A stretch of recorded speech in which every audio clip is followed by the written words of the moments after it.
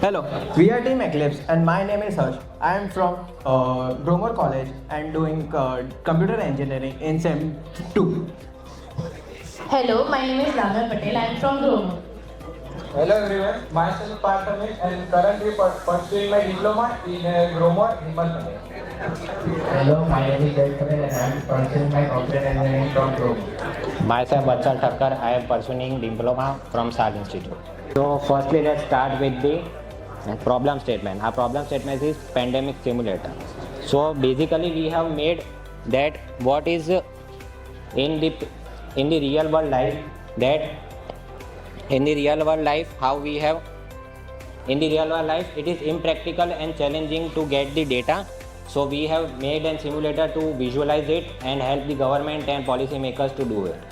These are the features. First is the simulation area. Here each dot represents a person and they interact with each other and get infected.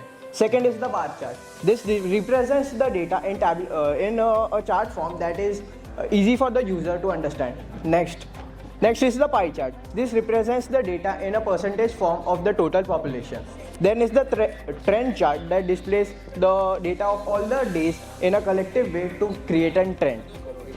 Next feature is the stats. It represents the peak infection time, what is the mortality rate, what is the pandemic duration, and etc.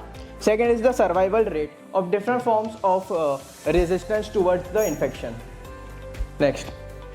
This is the flow chart of the simulation. First you get the input from the user, then you validate them, then initialize all the dots and the charts.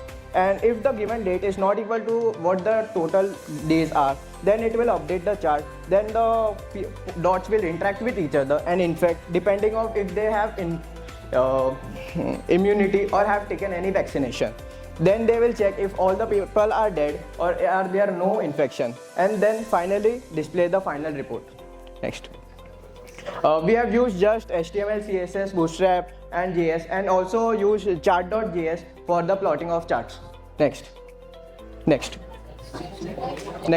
These are the advantages. You can have live tracking of all the attributes. Then there is also visualization of everything. There are charts and tables for user experience. Then you can create a scenario-based simulation in this too.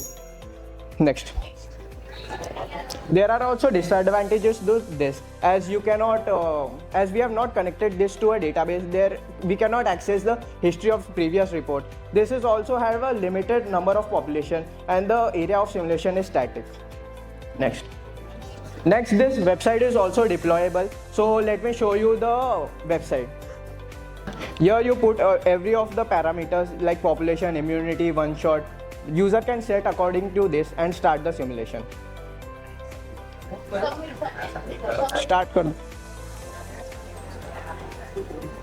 Once you start the simulation, all the dots will be loaded, and the size of the dots will depend on the population size.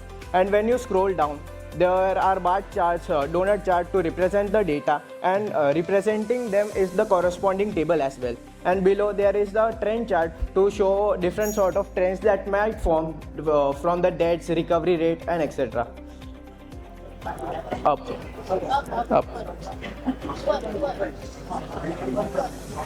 You can also pause this simulation on a particular day to display it.